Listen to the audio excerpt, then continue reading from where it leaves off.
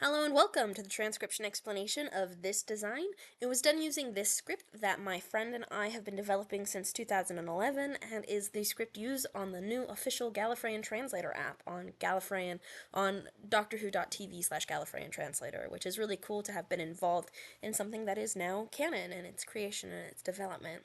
So yeah, let's go ahead and get to this design. And before I get to the nitty-gritties of how this little cheat sheet works, I want to talk about my choices in the layout and flow and style of this design, because my commissioner was undecided, which left the room to play to me. So this is it vertically oriented, because I don't know whether you want it on your left shoulder or on your right shoulder, because I want that little central line to kind of line up with a shoulder blade, so pointing nicely from like the middle of your back to the shoulder, or on this side like that. I think either way would look quite good and also be legible, because you read starting at the bottom going counterclockwise, so you cannot mirror this design. So that was a direct flip or a mirror. This would be an SWYA W no at A W Y A SL instead of always, where this is actually ALWAYS, or always correctly. So yeah, flipping it makes all the letters backwards. It's like flipping English words. It doesn't work. That is illegible. But we can rotate them and make them, let's flip it back, look nice on either side. So this side or this side, and it's still pretty darn legible, just like doing something like this versus like this. We can still read it. So that is why it's set up like this, and how you can rotate it, and what I wanted to tell you depending on which shoulder you wanted it tattooed on. And then I also wanted to talk about the style and the focus and the layout, because this sentence is very symmetrical, but also kind of not symmetrical, so I wanted that sort of symmetrical but not, because it's always my sister, forever my angel. So both time determinators and then a noun with like my between it. So we have this sentence, which is always my sister, and then this sentence, which is forever my angel, all spiraling around in kind of like a black hole or a vortex, circling towards Luna, the name that we're talking about in the middle, which is what I did to add emphasis to it, because you read bottom counterclockwise and you spiral outer to inner, but we have two spirals, so we have two sentences. The biggest, if you were a fluent Gallifreyan scribe, the biggest thing I could see you trying to read this as is if you started reading here, always my sister, you might want to read here next, and then angel my forever, which would be wrong. I could add some start markers to that, but I feel like it's poetic and artistic enough that the way I have it set up works.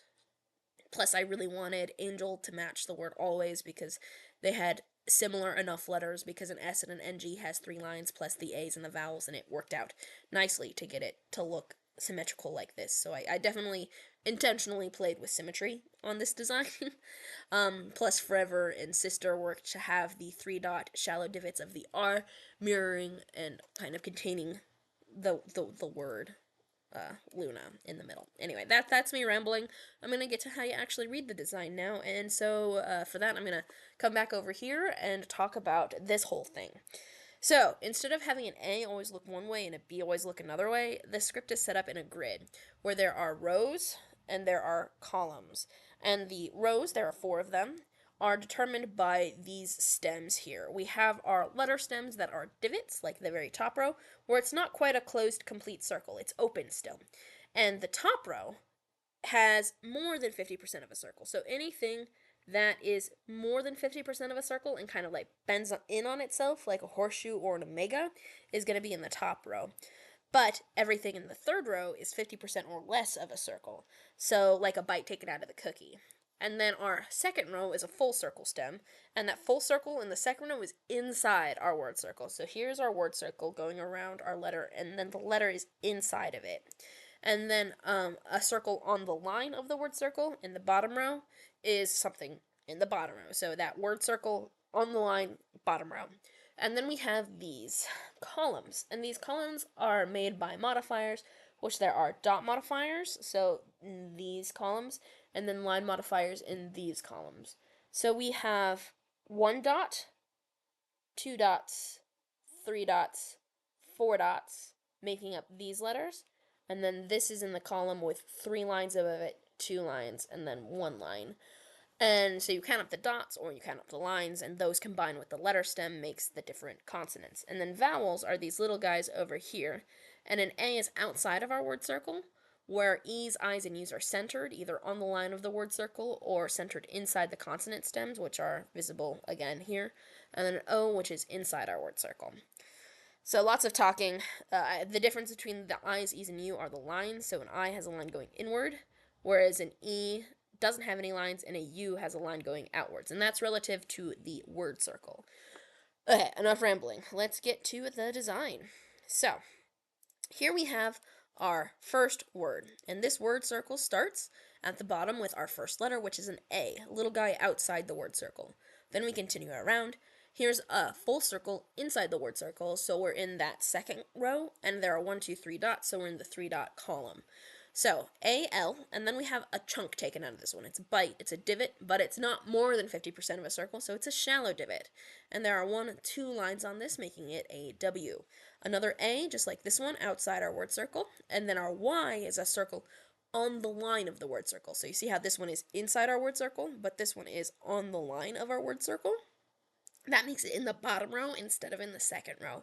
And then we have 2 dots on that, making it a Y, and then this S, which I'm gonna make connect up nice, has 1, 2, 3 lines on it. So here's the word always. And then this word, starting at the bottom, we have an M, which has 2 lines on it. 1, 2, 3 lines on it, making it in the 3-line column. So that would be 1, 2, 3 lines in M. And then this Y has 2 dots on it and is on the line just like this Y. So here's one way to do a Y, here's another way to do a Y. So always my, and then we have this word, which starts with a shallow divot here. And this shallow divot has 1, 2, 3 lines. So these 2 thin ones and this thick one. And this thick one is parallel with this 4th line, which connects up to the I. It being parallel doesn't matter. What matters is that this one ends on the shallow divot and this one ends on the vowel, because this is an I with a line going inward. So S and then the I, and you read the consonants before the vowels when they're together like this. So this is an SI, and here's another S with 1, 2, 3 lines. This T has nothing, and then another E. It's like the I but with no lines. And then this R has 1, 2, 3 dots on it. So this word, S-I-S-T-E-R. And then we have Luna, L with 3 dots, the U with a line going outwards, the N with 1 line, and then the A on the outside of the word circle. And then F, 1, 2, 3 lines on the F, O, R with 3 dots, E on the line, V, 1 line on it, E, just like this E on the T-E, and then the R with 3 dots, so forever. And this word my, again, starting at the bottom, we have 1, 2, this thin line ends on it both here and here, and then a third one is this thick one, and then the 2 dots on the Y, so my, A, N, G with 3 dots, E on the line of the word circle, and then the L with 3 dots. So yeah, if we look at the outer bits, kind of spiraling towards the center bit, we have always my sister, and forever my angel, and Luna. And that is that design. I hope you like it.